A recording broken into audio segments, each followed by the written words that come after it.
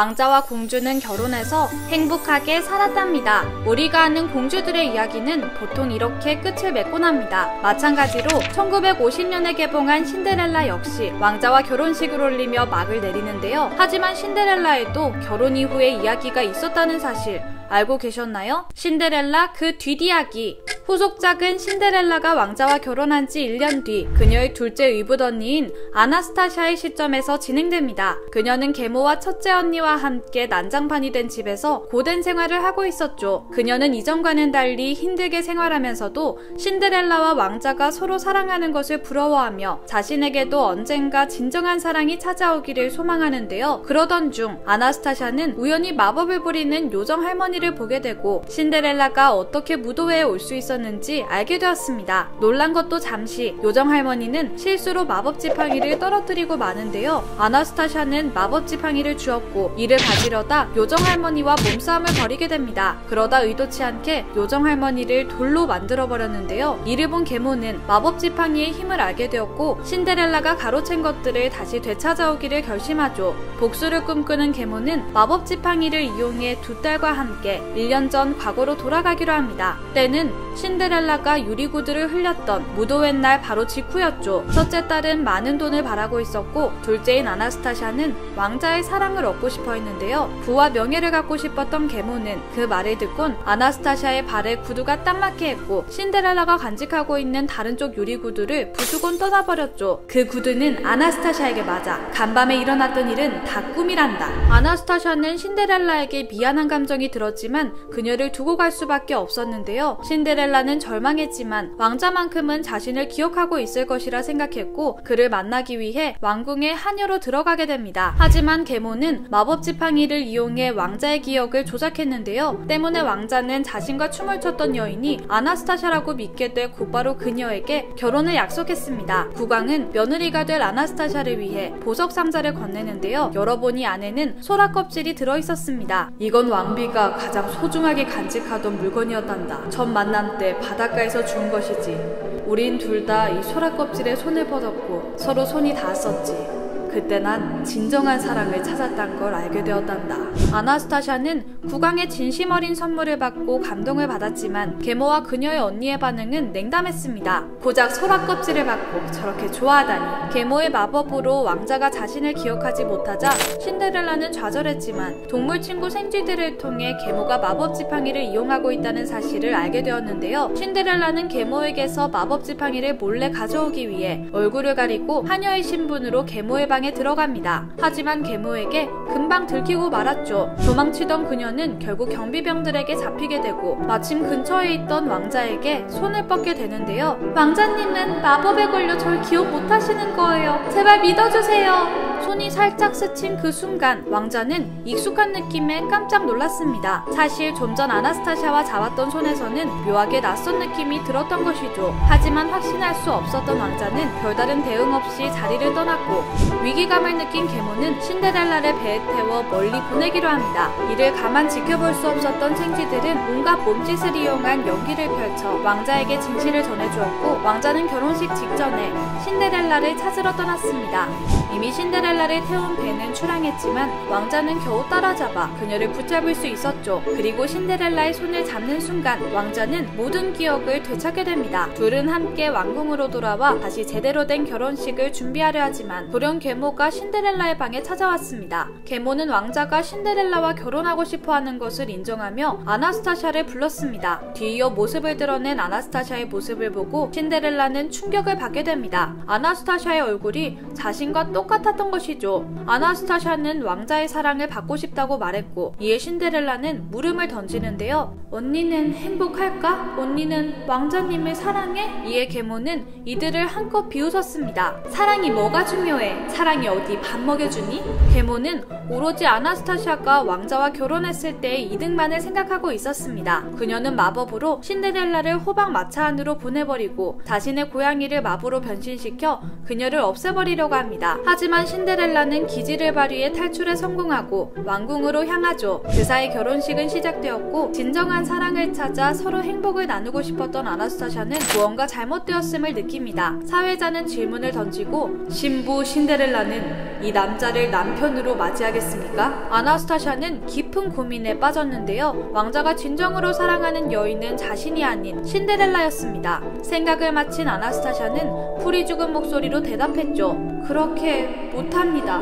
그 순간 신데렐라가 뛰어들어오며 결혼식이 중단되는데요. 뒤에서 지켜보고 있던 계모는 아나스타샤의 돌발 행동에 화를 쏟아냈습니다. 다 된 걸 망치다니! 그러자 아나스타샤는 당당히 자신의 의견을 이야기했죠. 저는 진심으로 절 사랑해주는 사람을 원해요. 이를 본 국왕은 계모를 체포하라고 명했고 계모는 마법으로 사람들을 동물로 만들어버렸는데요. 그녀는 아나스타샤마저 두꺼비로 만들려고 했지만 신데렐라가 가로막았고 왕자도 칼을 뽑아든 채 그 앞을 막아섭니다. 다행히 왕자의 칼은 마법을 반사했고 되돌아온 마법으로 인해 결국 계모와 언니가 두꺼비가 되어버렸죠. 아나스타샤는 신데렐라와 왕자 사이를 이어주곤 원래 자기 모습으로 돌아오는데요. 줄곧 소라 껍질을 소중히 품고 있었던 아나스타샤는 이를 꺼내들곤 국왕에게 향했습니다. 저는 이걸 받을 자격이 없어요. 자신의 잘못을 반성하는 아나스타샤를 본 국왕은 그녀를 용서해주곤 따뜻하게 말을 건넸습니다. 누구에게나 진정한 사랑은 있는 법이란다.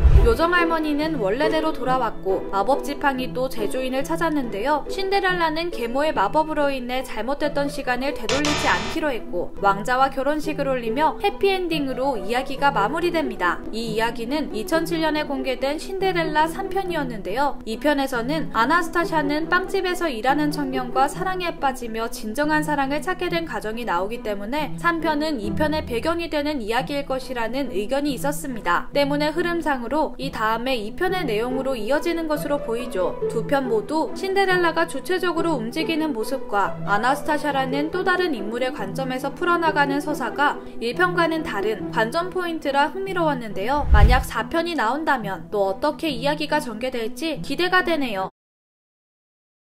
왕자와 공주가 행복한 결혼식을 올리며 막을 내리는 이야기는 여러 동화의 엔딩으로 등장합니다. 하지만 언제나 이러한 엔딩엔 의문점이 남았는데요. 결혼한 이후 왕자와 공주는 어떻게 살았을까요? 정말로 아무 걱정 없이 행복하게 지냈을까요? 놀랍게도 신데렐라 2편에서 그 궁금증을 해결할 수 있었습니다. 신데렐라 2편은 신데렐라의 생쥐 친구들이 요정할머니와 함께 신데렐라가 공주가 된 이후 있었던 3가지 일을 떠올리며 책으로 만든다는 내용입니다. 이야기는 생쥐들이 신혼여행에서 돌아온 신데렐라를 회상하며 시작되죠. 첫 번째 에피소드, 왕실 파티를 연 신데렐라. 왕자와 즐거운 시간을 보내고 온 신데렐라는 이틀 뒤에 열리는 왕실 파티를 준비해야 했습니다. 이전까진 신여장인 프루던스가 도맡아 준비해왔지만 이번에는 달랐는데요. 국왕은 신혼여행에서 돌아온 왕자와 함께 곧바로 출장을 다녀오기로 했습니다. 그는 신데렐라와 프루던스를 보며 근엄하게 이야기했습니다. 이번 왕실 파티는 신데렐라가 주관해서 준비하는 것으로 한다. 프루던스, 신데렐라를 완벽히 가르치도록 해라. 다음날 아침, 일찍 일어난 신데렐라는 편한 옷으로 갈아입고 온 부엌에서 아침을 만들려고 했습니다. 하지만 이를 본 프루던스는 기겁하죠. 공주마마, 이런 옷을 입으면 안 됩니다. 이렇게 직접 아침을 만드셔도 안 되고요. 이건 법도에 어긋나는 일입니다. 프루던스는 품위가 생명이라는 말을 강조하며 신데렐라에게 불편하고 화려한 옷을 입혀주었고 머리 또한 치장해 주었는데요. 이외에도 신데렐라가 따라야 하는 왕실 전통은 많았습니다. 아무리 밖이 화창해도 커튼을 열어젖히지 말아야 했고 성문은 귀족들만 출입할 수 있게 막아두어 함부로 열 수 없었습니다. 뿐만 아니라 신데렐라는 궁중법도 또한 배워야 했고 머리에 책을 얹은 채 걸음걸이를 연습했습니다. 시종들은 그런 신데렐라에게 궁중예절과 왕실 파티에 관해 이것저것 질문을 던졌고 당황한 신데렐라는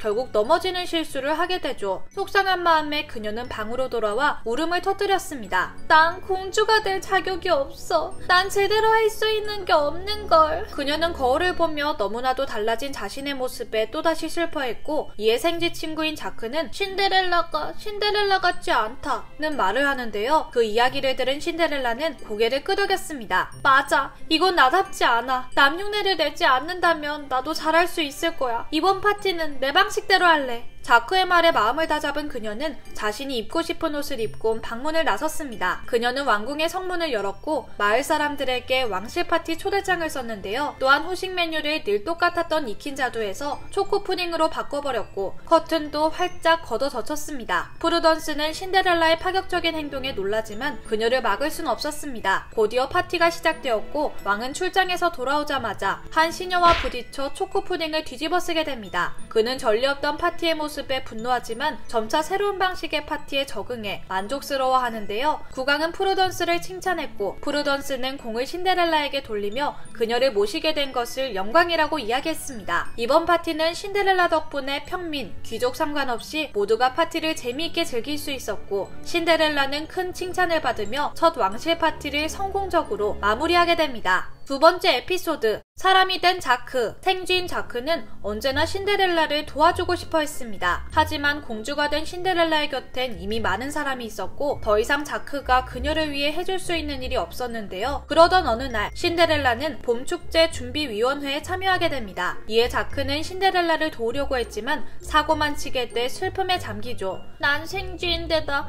너무 작아서 도움이 안 돼. 자크가 우울해하자 요정할머니가 나타났습니다. 자크, 혹시 지금 너의 모습이 마음에 안 드니? 자크는 인간이 되고 싶다고 말했고 이에 요정할머니는 그 소원을 들어주었는데요. 자크는 이제 신데렐라를 잘 도울 수 있게 되었다며 좋아했죠. 신데렐라는 인간이 된 자크를 알아보지 못했고 자크는 놀이동산 파티를 준비하는 신데렐라를 돕기로 했습니다. 하지만 자크는 몸만 인간이었고 여전히 쥐의 습성을 가지고 있었습니다. 때문에 그는 치즈를 보고 기뻐하며 달려가기도 했고 고양이를 극도로 무서워해 잽싸게 달아나기도 했죠. 자크는 생각보다 인간 생활이 쉽지 않다고 느끼고 있었는데요. 자크의 고난은 봄축제가 시작되고 나서도 이어졌습니다. 고양이를 피해 도망가다 관람차에서 추락해 국왕이 타고 있던 코끼리 위로 떨어졌던 것이죠. 놀란 코끼리가 날뛰기 시작했고 결국 축제는 난장판이 되고 말았습니다. 이를 본 자크는 신데렐라가 준비한 파티를 망쳤다며 절망에 빠지는데요. 이때 요정할머니가 자크 앞에 다시 나타났습니다. 자크, 네가 나설 차례야. 코끼리는 쥐를 무서워하니까 네가 막을 수 있겠지? 어때 자크? 사람으로 있을래? 쥐로 돌아갈래?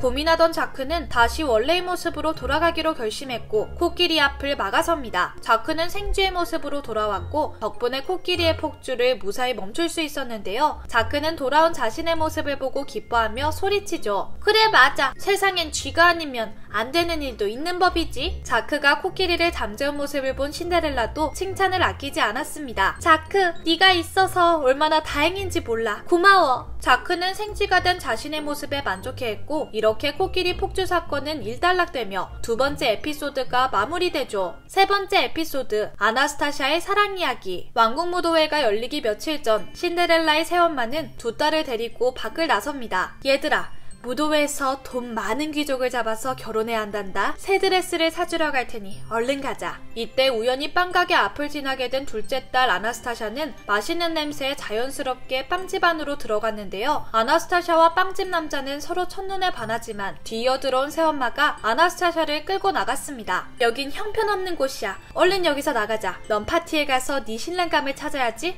앞으로 저 남자랑 말하면 절대로 안 돼. 한편 무도회 준비를 하기 위해 편한 복장으로 시장에 나오게 된 신데렐라는 우연히 이 광경을 보게 되었고 아나스타샤와 빵집 남자를 이어주기로 결심합니다. 동물 친구들의 도움을 얻어 둘을 광장에서 다시 만나게 하려고 했지만 계획은 실패로 돌아가고 말죠. 이에 신데렐라는 아나스타샤를 왕궁으로 데려가 단장을 시켜줬는데요. 사실 아나스타샤는 빵집 남자에게 호감이 있었지만 엄마의 말을 떠올리며 좋아하는 마음을 억누르고 있었습니다. 신데렐라는 고민하는 아나스타샤에게 용기를 불어넣어 주었죠. 언니 인생인데 계속 엄마 말만 들으면서 살 거야? 다음날 신데렐라 덕분에 용기를 얻은 아나스타샤는 선물하면 사랑이 이어진다는 화환을 구매하고 빵집으로 향합니다. 빵집 남자 역시 이 화환을 구매했는데요. 빵집으로 가던 중 우연히 빵집 남자를 멀리서 보게 된 아나스타샤는 깜짝 놀라고 말았습니다. 빵집 남자가 다른 여인에게 화환을 건네며 다정하게 이야기를 나누고 있었던 것이죠. 너무나도 속상했던 아나스타샤는 화환을 내던지고 울면서 돌아갔고 이를 본 빵집 남자는 깜짝 놀라 그녀를 뒤쫓아갔습니다. 사실 그는 아나스타샤에게 화한 선물을 하고 싶어 지나가는 마을 사람에게 조언을 구하고 있었던 것인데요. 다행히 빵집 남자는 아나스타샤를 붙잡았고 둘은 서로의 마음을 확인하게 됩니다. 그런데 갑자기 나타난 새엄마가 이들을 향해 소리쳤습니다. 아나스타샤! 내가 이 남자하고 얘기하지 말라고 했지! 새엄마는 전처럼 다시 아나스타샤를 잡아 끌었습니다. 나는 전부 널 생각해서 이러는 거야. 넌 더 좋은 남자랑 결혼할 수 있다니까? 하지만 이번에 아나스타샤는 새엄마의 손을 뿌리치곤 자신의 마음을 밝힙니다. 아니요, 엄마가 틀렸어요. 이분이 얼마나 다정하고 멋있는 사람인데요. 우린 같이 무도회에 갈 거예요. 예상치 못한 딸의 단호한 반응에 새엄마는 깜짝 놀랐지만 그만 딸을 놓아주기로 하고 집으로 돌아갔죠. 이후 아나스타샤는 빵집 남자와 함께 왕궁의 무도회에 참석하고 신데렐라에게 감사 인사를 건넸습니다. 정말 고마워. 너 덕분에 나는 요즘 정말 행복하단다. 이렇게 아나스타샤와 신데렐라 모두 서로 사랑하는 사람과 함께 즐겁게 춤을 추며 세 번째 에피소드는 막을 내립니다. 생쥐들은 완성된 책을 신데렐라에게 건네주고 신데렐라는 기뻐하며 생쥐들이 작성한 책을 읽는 것으로 신데렐라 2편이 마무리되었습니다. 2편은 신데렐라의 결혼 이후의 생활에 대한 이야기를 다뤄 흥미로웠는데요. 역동적인 에피소드는 없었지만 따뜻하고 일상적인 이야기가 담겨 2편의 에피소드들을 좋아하는 팬들이 많았다고 하네요. 우리가 아는 인어공주는 아틀란티카 인어왕국을 이끄는 트라이튼의 막내딸 에리얼의 관점에서 진행됩니다. 인간을 혐오하는 트라이튼과는 달리 인간이 되고 싶었던 에리얼은 바다마녀 우르술라와 계약을 맺으며 여러 고난을 겪게 되는데요. 이후 에리얼의 진심을 알게 된 아버지 트라이튼은 마법의 삼지창을 이용해 에리얼을 인간으로 만들어주었고 그녀는 에릭 왕자와 결혼을 하며 끝을 맺습니다. 우리가 아는 동화들은 이렇게 주인공이 결혼을 하며 막을 내리곤 하는데요. 하지만 인어공주에도 결혼 이후의 이야기가 있었다는 사실 알고 계셨나요? 인어공주 그 뒷이야기 후속작은 결혼한 에리얼이 딸 멜로디를 낳은 이야기에서 시작됩니다. 에리얼과 에릭은 배를 타고 바다로 나가 멜로디의 탄생을 축하하는 파티를 열었습니다. 인간과 인어가 모두 한데 모여 기쁨을 나누는 자리였죠. 손녀의 탄생을 축하하러 온 트라이튼은 멜로디에게 조개 목걸이를 선물했습니다. 조개 껍데기를 열면 눈앞에 아틀란티카가 펼쳐지는 신비한 목걸이였죠. 사랑하는 손녀 멜로디에게 이 목걸이를 주노라. 내가 바다의 자손임을 잊지 마렴.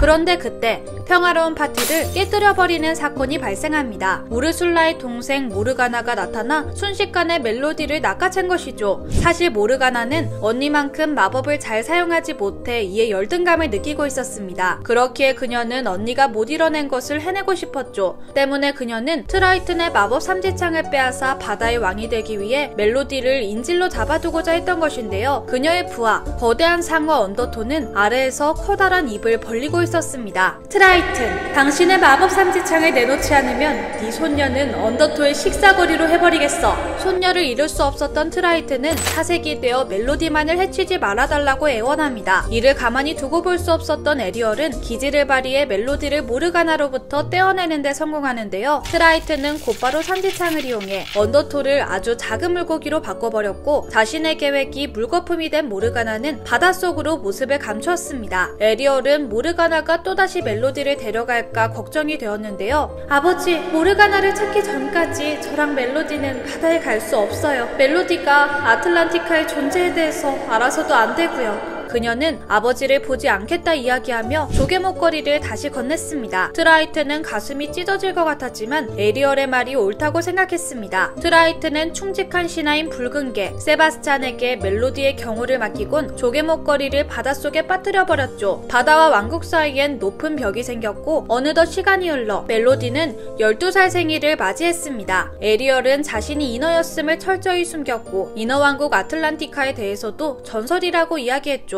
또한 품위 손상이라는 이유를 대며 멜로디의 바다 출입을 엄격히 금했는데요. 때문에 멜로디는 에리얼이 바다를 아주 싫어한다는 것으로 오해하며 자라오게 됩니다. 하지만 에리얼이 딸 멜로디를 통제해도 멜로디가 인어를 동경하고 바다를 좋아하는 마음을 막을 순 없었습니다. 그녀는 자신의 12번째 생일에도 바다로 몰래 나가 아름다운 조개들을 수집했는데요. 그러다 멜로디는 우연히 트라이튼이 12년 전에 버렸던 조개 목걸이를 찾게 되었죠. 한편 기회를 엿보고 있던 모르가나는 멜로디가 조개 목걸이를 발견했다는 것을 알게 됩니다. 이에 모르가나는 기뻐하며 소리쳤죠. 멜로디를 이용하면 트라이튼을 이길 수 있어. 언니가 할 수 없었던 걸 내가 할 수 있다고.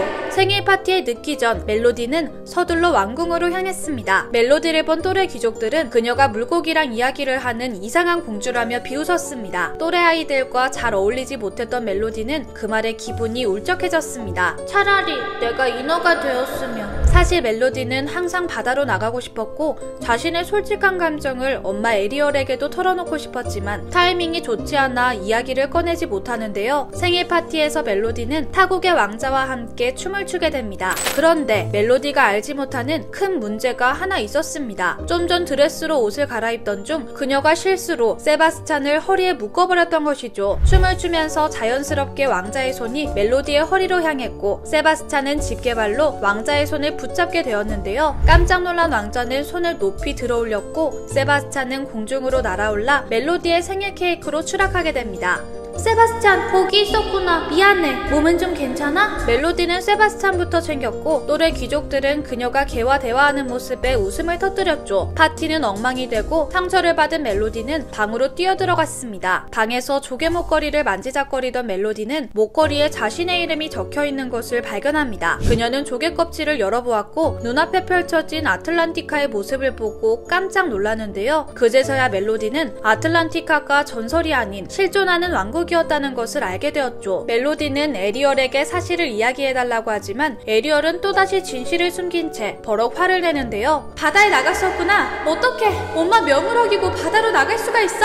속상한 마음에 멜로디는 방을 뛰쳐나갔고 작은 배를 타고 바다로 떠나버렸죠. 아무도 말해주지 않는다면 나 혼자서라도 가서 진실을 알아낼 거야. 그때 기회를 엿보고 있던 언더토가 나타나 멜로디에게 나지막히 말을 겁니다. 너 진실이 궁금하구나? 모르가나가 모든 궁금증을 풀어줄 거야. 우리 함께 모르가나한테 가자. 그 말에 멜로디는 홀린 듯 모르가나한테 향했습니다. 모르가나는 인어가 되고 싶어하는 멜로디에게 공감과 위로를 건네며 그녀를 인어로 만들어주었는데요. 얘야, 이 약을 먹으면 이렇게 일시적으로 인어가 될 수 있단다. 트라이튼이라는 못된 인어가 내 삼지창을 가져가 버렸는데 그걸 다시 되찾아온다면 널 평생 인어로 만들어줄 수 있어. 안타깝게도 멜로디는 트라이튼이 자신의 할아버지임을 전혀 알지 못했습니다. 모르가나의 계략에 깜빡 속아 넘어간 멜로디는 새롭게 사귄 친구인 펭귄 팁과 물개 대쉬의 도움을 받아 몰래 아틀란티카에 잠입해 트라이튼의 삼지창을 가져오는 데 성공하는데요. 그런데 그때 모르가나의 거처에 에리얼이 등장했습니다. 멜로디가 바다로 나간 사실을 알게 된 에리얼이 트라이튼의 마법으로 인어가 되어 멜로디를 찾으러 왔던 것이죠. 하지만 이미 엄마에 대한 오해가 쌓인 멜로디는 사실을 숨긴 엄마에게 큰 배신감을 느끼고 있었는데요. 제가 바다를 좋아하는 걸 아시면서도 엄마는 절 가두려고 성벽을 쌓았었죠. 멜로디는 소원을 들어주겠다는 모르가나의 꼬임에 넘어가 그녀에게 삼지창을 건네버렸습니다. 이에 모르가나는 기뻐하며 멜로디를 한껏 비웃었습니다. 넌 할아버지 물건까지 훔친 나쁜 아이구나. 트라이튼은 네 할아버지야. 네 엄마는 나로부터 널 보호하려고 했던 거지.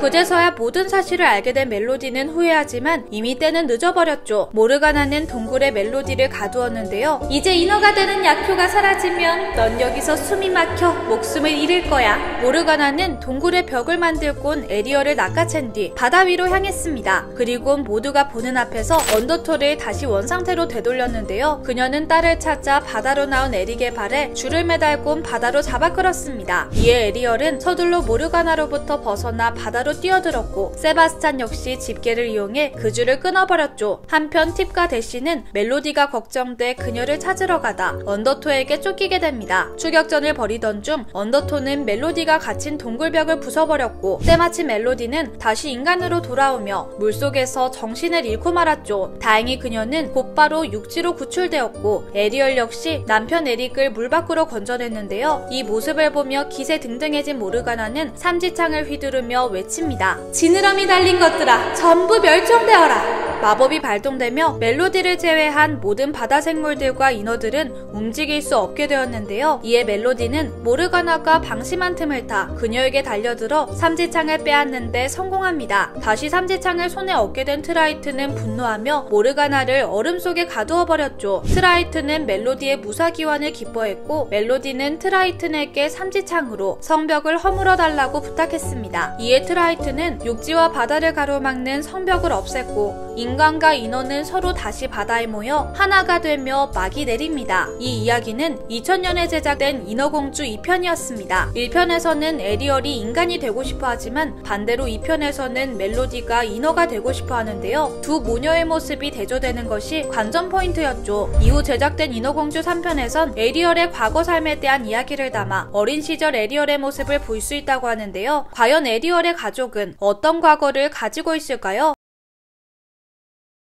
1989년에 개봉한 인어공주 1편은 인어공주인 에리얼이 인간이 되어 에리 왕자와 결혼을 하는 이야기로 마무리됩니다. 2000년에 제작된 인어공주 2편은 에리얼의 딸 멜로디의 관점에서 전개되는데요. 이후 2008년에 인어공주 3편이 출시되었다는 사실 알고 계셨나요? 인어공주 3편은 에리얼 가족의 과거에 대한 이야기를 다룬다고 합니다. 아틀란티카를 다스리는 트라이튼 왕에게는 아테나라는 부인이 있었습니다. 사이가 좋았던 부부는 매일매일 행복한 나날을 보냈는데요. 부부에게는 7딸들이 있었고 음악을 너무나도 사랑했던 아테나는 아이들에게 노래를 자주 불러주곤 했습니다. 그 덕분에 아틀란티카에는 언제나 밝고 즐거운 음악이 가득했습니다. 부부는 지상에 올라가는 것도 좋아해 물 위에 종종 올라가곤 했는데요. 평화롭게 지내오던 어느 날 트라이튼 부부에게 비극이 벌어졌습니다. 때는 부부의 결혼기념일 날이었습니다. 물 위에서 시간을 보내던 트라이튼은 아테나에게 오르골을 선물해 주었는데요. 이 오르골은 둘이 함께 부르던 노래가 들어있어 추억이 담긴 물건이었죠. 그런데 갑자기 커다란 해적선이 들이닥쳤습니다. 인어들은 황급히 도망쳤지만 트라이튼 부부의 첫째 딸의 꼬리가 그만 바위에 걸리고 말았습니다. 해적선은 금방이라도 그녀를 덮칠 것 같았고 아테나는 딸이 빠져나오지 못하는 것을 보고 얼른 바위를 치워주었는데요. 모녀가 물속으로 도망가려고 하던 그때 아테나의 눈에 건너편 바위 위에 놓인 오르골이 보였습니다. 남편이 준 건데 얼른 가지고 와야 해. 그녀는 오르골을 가져오려다 해적선을 미처 피하지 못했고 충돌하고 말았죠. 결국 아테나는 목숨을 잃었고 트라이튼은 깊은 슬픔에 잠겼는데요. 그는 아테나와의 추억이 담긴 오르골을 물끄러미 바라보았습니다. 이제 그녀가 없는데 이게 무슨 의미가 있을까? 자신이 선물해준 오르골이 아테나를 죽음으로 몰고 갔다는 생각에 트라이튼은 음악을 듣는 것을 괴로워했습니다. 결국 트라이튼은 오르골을 멀리 던져버렸고 아틀란티카에서 음악을 금지시켰죠. 이후 10년의 시간이 흐르고 다정했던 트라이튼은 점차 무뚝뚝한 성격으로 변하게 되었습니다. 막내 공주인 에리얼은 재미없는 일상에 무료함을 느끼고 있었는데요. 그녀는 트라이튼에게 암초로 수영하러 가자고 하는 등의 건의도 해보았지만 통하지 않았죠. 가족 산책 시간에 언니에게 장난을 치다 걸려 트라이튼에게 혼이 나기도 했는데요. 산책하는 것 말고 다른 걸 해보고 싶다는 에리얼과 이를 용납하지 않는 트라이튼 간의 언성이 높아졌고 감정이 격해졌습니다. 트라이튼은 에리얼에게 벌로 조개들을 깨끗이 닦으라 시켰고 에리얼은 홀로 조개 청소를 하던 중 노래를 흥얼거리는 물고기 플라운더를 만나게 됩니다. 에리얼은 노랫소리에 관심을 보이며 플라운더에게 말을 걸었죠. 그런데 이때 자네 노래를 흥얼거렸지? 트라이튼 법 위반으로 당장 체포하겠다. 경비병들이 노래를 하는 플라운더를 잡아가려고 하고 엉겁결에 에리얼과 플라운더는 함께 자리에서 도망치게 됩니다. 이들은 이따 비서장 세바스찬을 마주쳤고 쫓아온 경비병들이 세바스찬에게 보고를 했습니다. 이 물고기가 노래를 해서 잡아가고자 합니다, 비서장님. 세바스찬은 기겁하며 당장 플라운더를 감옥에 잡아넣으라고 지시했지만 에리얼은 그가 자신을 도와주려고 했던 것일 뿐이라며 막아서는데요. 결국 그녀 덕분에 플라운더는 풀려나게 되지만 에리얼은 경비병들의 감시를 받으며 집으로 돌아올 수밖에 없었죠. 밤이 되어 취침 시간에 딸들에게 인사를 하러 온 트라이튼은 기분이 상한 에리얼을 보고 마음이 심란해지는데요. 에리얼 역시 아버지의 표정을 보고 기분이 울적했습니다. 그녀는 창밖을 보다 우연히 플라운더가 어딘가로 몰래 가는 것을 목격하게 됩니다. 궁금해진 에리얼은 성을 나서 플라운더를 뒤쫓아갔습니다. 플라운더는 비밀음악 클럽으로 향했고 그곳엔 많은 물고기가 음악에 맞춰 신나게 춤을 추고 있었습니다. 음악을 듣자 에리얼 역시 우울했던 기분이 점차 풀리기 시작했는데요. 그런데 그때 에리얼은 누군가를 보고 깜짝 놀라고 맙니다.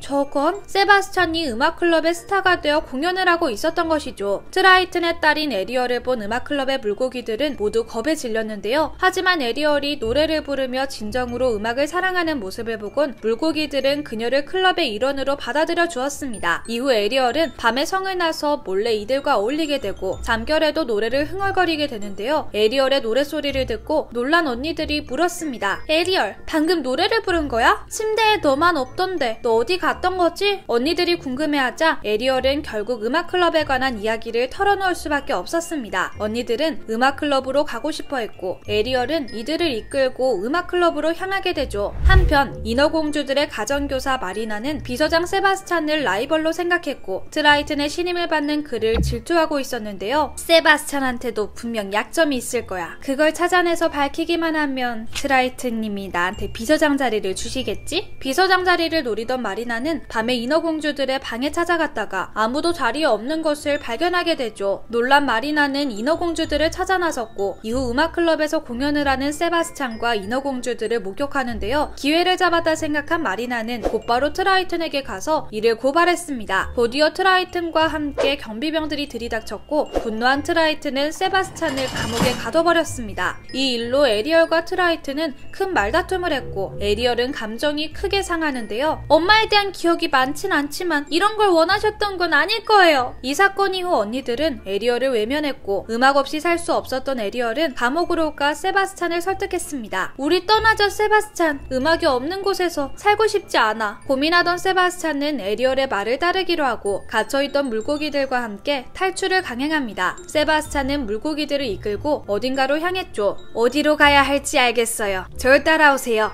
한편 마리나는 본인이 원하는 대로 세바스찬을 제치고 비서장 자리에 오르게 되었습니다. 신나있던 마리나와 달리 트라이튼은 아내 아테나를 생각하며 에리얼과 세바스찬에게 모질게 대한 것을 반성하고 있었는데요. 곧이어 에리얼과 세바스찬이 사라졌다는 소식이 들려왔고 트라이튼은 이들을 찾아 나서죠. 이에 마리나는 아직까지도 세바스찬을 신뢰하는 트라이튼의 행동을 보며 분노에 휩싸였습니다. 세바스찬이 없으면 모든 게 해결될 텐데 내가 그를 없애버려야겠어. 그녀는 자신이 키우고 있던 전기뱀장어들을 이용해 세바스찬을 처치할 계획을 세우기 시작했습니다. 굶주린 전기뱀장어들을 만나면 세바스찬은 흔적도 없이 사라지겠지? 이때 에리얼은 노래를 부르며 세바스찬을 따라 바닷속에 헤엄치고 있었습니다. 세바스찬은 외딴 공터로 향했고 탈옥한 물고기들은 이곳에서 휴식을 취하기로 합니다. 에리얼 역시 쉬고 있던 중 버려진 오르골을 발견하게 되는데요. 이것은 오래전 트라이튼이 아테나에게 선물했던 추억의 물건이었습니다. 세바스찬은 에리얼에게 오르골에 얽힌 이야기를 해주며 트라이튼은 아직 아내를 잃은 슬픔에서 벗어나지 못했다고 전해주었습니다. 이에 에리얼은 아버지가 행복이란 감정을 잊어버린 것이라며 안타까움을 느꼈는데요. 그녀는 이 오르골을 아버지 트라이튼에게 가져다주기 위해 일행들과 왕궁으로 향했습니다. 이때 마리나와 전기뱀장어를 마주치게 되고 세바스찬을 없애버리려고 하는 마리나 일당과 추격전을 벌이는데요. 다행히 플라운더와 세바스찬이 기지를 발휘하여 전기뱀장어들을 묶고 마리나는 산호관에 갇히게 되었습니다. 하지만 이대로 포기할 수 없었던 마리나는 산호관에 끼인 몸을 움직여 세바스찬을 향해 돌진했습니다. 놀란 에리얼은 세바스찬을 보호하기 위해 몸을 날렸고 이때 트라이튼이 이 장면을 보게 됩니다. 에리얼! 안 돼! 에리얼은 세바스찬 대신 마리나와 충돌했고 그 충격에 정신을 잃었습니다. 그때 에리얼의 손에서 오르골이 떨어졌습니다. 오르골에서는 추억의 음악이 흘러나왔고 트라이튼은 에리얼을 끌어안고 슬퍼하며 자신의 행동을 후회했습니다. 다행히 에리얼은 정신을 차렸고 트라이튼은 에리얼에게 사과를 하곤 함께 아틀란티카 왕국으로 돌아가는데요. 트라이튼은 금지시켰던 음악을 다시 선포하고 세바스찬을 왕실 작곡가로 임명했습니다. 모두가 트라이튼의 명령에 기뻐했고 즐겁게 음악에 맞춰 춤을 추며 인어공주 3편은 막을 내리죠. 인어공주 3편은 이전 에피소드와는 달리 아버지 트라이튼과 딸 에리얼의 갈등과 화해에 대한 내용이었는데요. 인어공주 3편 이후 많은 사람들이 트라이튼의 서사에도 관심을 갖게 되었다고 합니다. 인어공주 1편에서 트라이튼은 아내를 죽음으로 몰고 간 인간에 대한 증오심이 아직 남아있지만 사랑하는 딸이 인간 왕자와 결혼하는 것을 허락해 주었습니다. 또한 딸이 바다마녀 우르술라와의 계약을 지키지 못해 노예가 될 뻔했을 때에도 딸을 대신해서 우르술라의 노예가 되는 선택을 하기도 했죠. 전보다 더 풍부해진 트라이튼의 서사와 입체적인 면모가 부각된 것이 인어공주 3편의 또 다른 관전 포인트로 볼 수 있다고 하네요.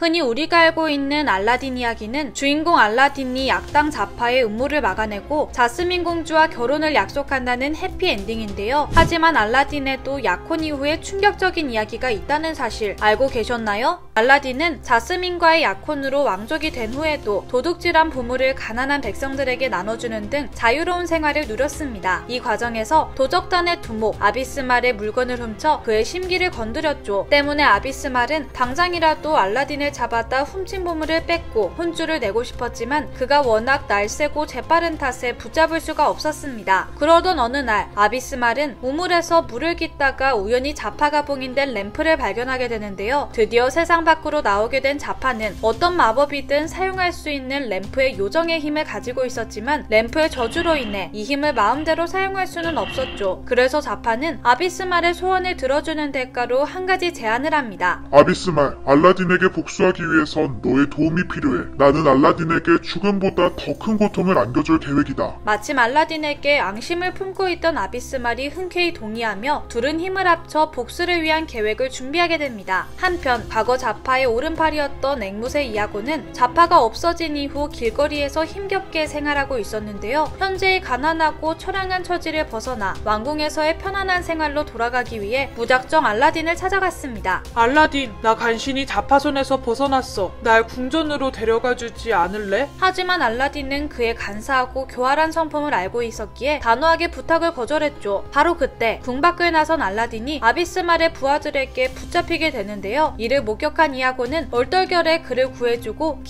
기세등등해졌습니다. 하하, 내가 너를 구해준 생명의 은인이다. 은혜를 이렇게 저버릴 거냐, 알라딘? 결국 알라딘은 어쩔 수 없이 국왕과의 저녁 식사 자리에서 이아고 얘기를 꺼내 궁 안에서 생활해도 좋다는 허락을 받게 됩니다. 비록 처음에는 이아고의 못된 심보를 대부분의 사람들이 알고 있었기에 그의 입성을 반대했는데요. 하지만 이후 알라딘에 대한 믿음과 이아고의 무단한 노력을 통해 사람들은 점차 이아고를 왕궁의 일원으로 인정하게 되었죠. 그렇게 평화롭게 지내던 어느 날 갑자기 이아고의 눈앞에 자파가 나타났습니다. 이아고는 자신이 배신했다는 사실을 들켰다고 생각해 두려움에 떨었는데요. 난 너에게 복수하려고 온 게 아니다. 네가 알라딘을 유인하는 역할을 맡거라. 자파는 화를 내기는커녕 그가 알라딘과 가까워졌다는 점을 이용하려는 계획을 세운 상태였습니다. 이 계획을 들은 이아고는 왕궁에서의 생활로 다시는 알라딘을 배신하지 않겠다고 마음먹었기에 자파의 제안을 완강히 거절했는데요. 하지만 램프의 힘으로 이전보다 더욱 강력한 힘을 얻게 된 자파가 무섭게 협박하자 결국 굴복하고 말았습니다. 이후 이아고는 국왕과 화해하고 싶다는 핑계로 알라딘과 국왕을 아비스말과 그의 잔당들이 매복해 있는 곳으로 유인했습니다. 그리고 그동안 자파는 궁궐에 남아있는 지니와 자스민 등 모두를 감옥에 가두었는데요. 이를 막기 위해 지니가 온 힘을 다해 맞서 싸웠지만 안타깝게도 알라딘의 소원으로 자유의 몸이 된 지니는 이전보다 마법의 힘이 약해져 자파를 당해낼 재간이 없었죠. 아비스말에게 기습을 당한 알라딘은 폭포에 휩쓸리며 죽을 위기에 처했습니다. 하지만 오히려 자파가 마법을 이용해 알라딘을 구해주는데요. 이에 펄쩍 뛰며 화를 내는 아비스말에게 자파는 이렇게 말했습니다. 아직 알라딘은 죽일 때가 아니야. 이아고 덕분에 알라딘에게 더 큰 고통을 새겨줄 수 있겠어.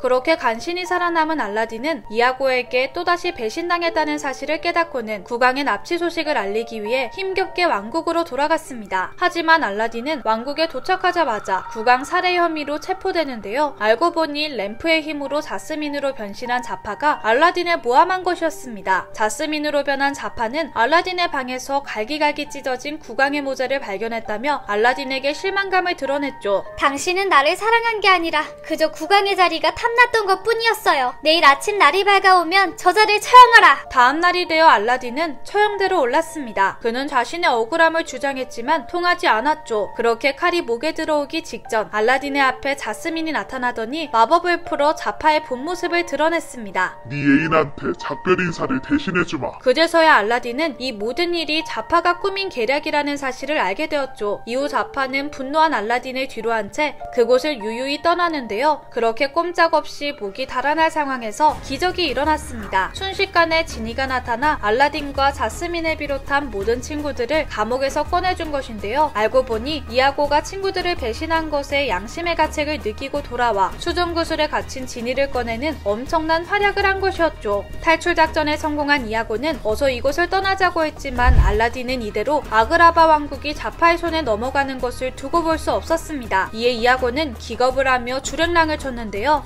에라이, 나는 할 만큼 했어. 너네들 일은 너네가 알아서 해. 결국 뜻이 맞지 않았던 이아고는 자리를 떠났고 알라딘 일행은 궁 안으로 잠입해 자파와 최후의 대결을 준비하게 되죠. 이 와중에 방심한 자파는 알라딘의 탈출을 꿈에도 몰랐는데요. 또한 아비스말과 말다툼을 벌이며 늦장을 부리다 보니 여전히 램프의 구속에서 벗어나지 못했습니다. 바로 그때 알라딘이 난입해 아비스말이 들고 있던 램프를 뺏으려고 했는데요. 일촉즉발의 상황에서 뭔가 이상한 기운을 눈치챈 자파가 어느새 몰래 들어온 알라딘을 발견했습니다. 이후 자파는 램프의 힘을 이용해 알라딘 일행을 공격하고 또다시 도망갈 수 없도록 바닥을 용암지대로 만들어 붙잡아 두었죠. 그렇게 완전히 승기가 자파 쪽으로 기울자 그는 알라딘을 조롱하기 시작했습니다. 이번엔 진짜 너를 도와줄 사람이 아무도 없구나. 그 순간 갑자기 자파의 뒤에서 이아고가 날아들더니 순식간에 자파의 램프를 낚아챘는데요. 알고 보니 알라딘 일행이 걱정된 이아고가 뒤를 쫓았던 것이었죠. 하지만 몸이 연약했던 이아고는 자파의 공격 한 번에 곧바로 쓰러져 버렸고 이에 자파는 더욱더 기세등등해졌습니다. 하지만 이러한 상황 속에서도 이아고는 절대 포기하지 않았습니다. 그는 마지막 힘을 짜내어 램프를 발로 차 용암 속으로 빠뜨렸죠. 이후 램프가 용암에 녹아 소멸되자 램프에 구속되어 있었던 자파의 존재도 비명과 함께 완전히 사라지고 말았습니다. 이렇게 다시 한번 평화를 되찾았지만 이번 일을 계기로 큰 깨달음을 얻은 알라딘은 국왕이 하사한 수상 자리를 정중하게 거절했습니다. 아버님, 저는 왕궁에서의 편안한 생활보다는 온 세상을 돌아다니며 다양한 것들을 보고 배우고 싶어요. 그리고 이 포부를 들은 자스민도 함께하겠다고 말하며 알라딘의 뒷이야기도 다행히 해피엔딩으로 마무리됩니다. 이 이야기는 알라딘2 돌아온 자파인데요. 최근에 개봉한 디즈니의 알라딘 실사판도 1편의 흥행에 힘입어 2편을 예고했습니다. 특히 2편은 기존과는 전혀 다른 새로운 내용을 보여준다고 하니 어떤 이야기가 펼쳐질지 정말 기대가 되네요.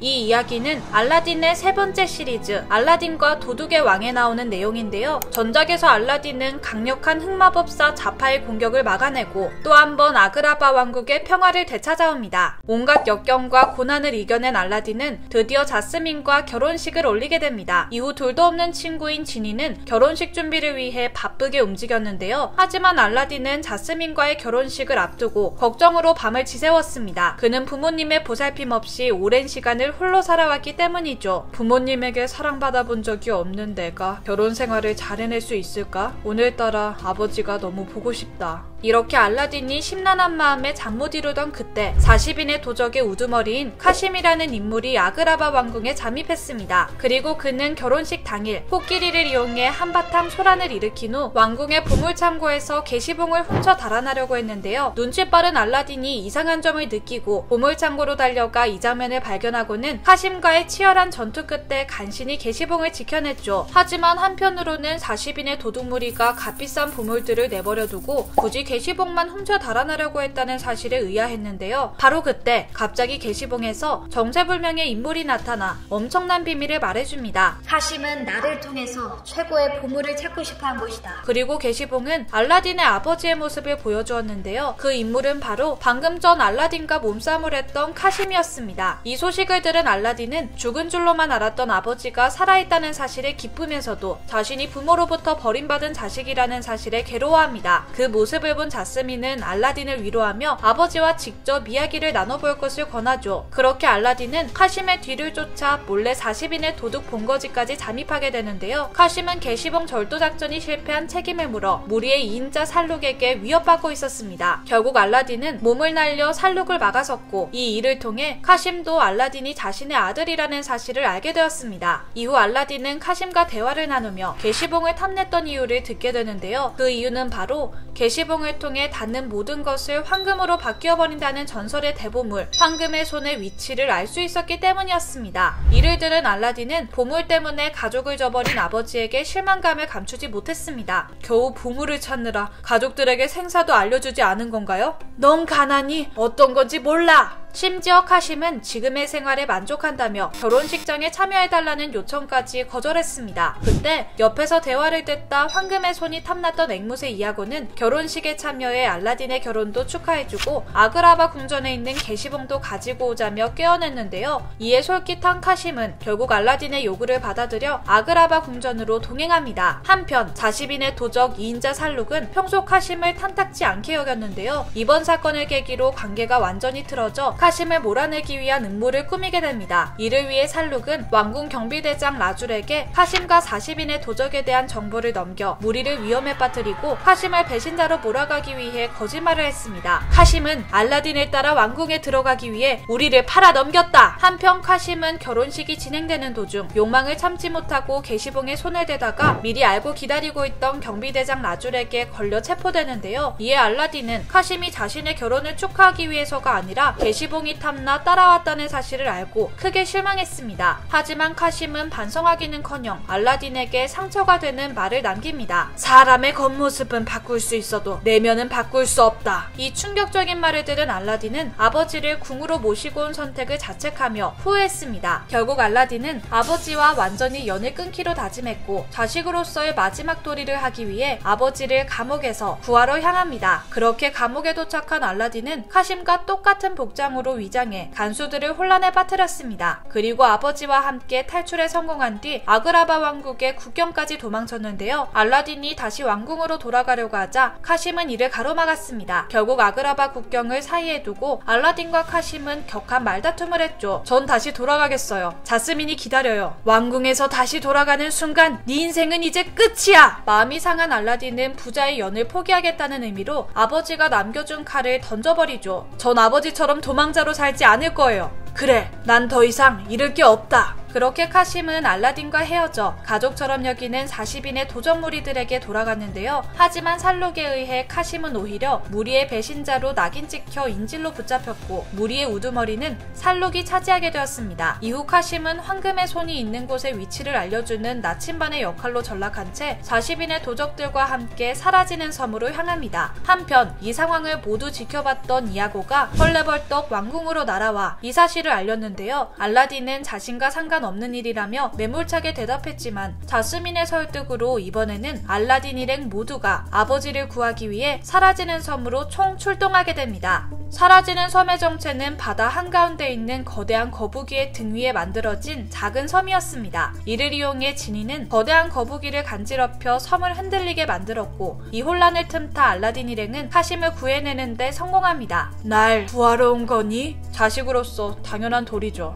이후 꿈에 그리던 황금의 손을 찾아내기까지 하는데요. 하지만 지니의 행동으로 놀란 거북이가 바닷속으로 잠수를 시도하자 섬 전체가 물에 잠기기 시작했습니다. 심지어 이 급박한 상황 속에서 살룩은 알라딘을 인질로 잡고 황금의 손을 내놓으라고 협박했지만 카심은 이에 굴하지 않고 의연하게 대처했습니다. 당장 황금의 손을 나에게 던져라. 만약 그렇지 않으면 네 아들은 여기서 죽는다. 황금의 손이 탐나나 살룩? 그럼 가져라. 원래의 카심이라면 양보할 리 없겠지만 보물보다 소중한 것은 바로 사랑하는 아들이라는 사실을 드디어 깨달은 것이죠. 그런데 그때 살룩이 실수로 황금의 손을 맨손으로 만졌다가 황금이 되어 바다에 가라앉아 버립니다. 이후 카심은 알라딘을 안아주며 이렇게 말했죠. 이 몹쓸 것 때문에 가장 소중한 것을 잃을 뻔했어. 그렇게 카심은 황금의 손을 바다 쪽으로 내던졌는데요. 황금의 손은 40인의 도둑들이 탄 배까지 황금으로 만들며 깊은 바닷속으로 가라앉았고 서로의 마음을 확인한 부자는 함께 결혼식에 참석하였습니다. 그렇게 성대한 결혼식이 끝나고 카심은 이아고와 함께 다시금 보물을 찾아 먼 여정을 떠났습니다. 그리고 알라딘과 자스민이 그런 아버지를 배웅하며 이야기는 해피엔딩으로 마무리되었다고 하네요. 오늘의 이야기 흥미로우셨다면 구독과 좋아요 부탁드려요. 저는 다음에 더 흥미로운 이야기로 찾아뵐게요. 안녕!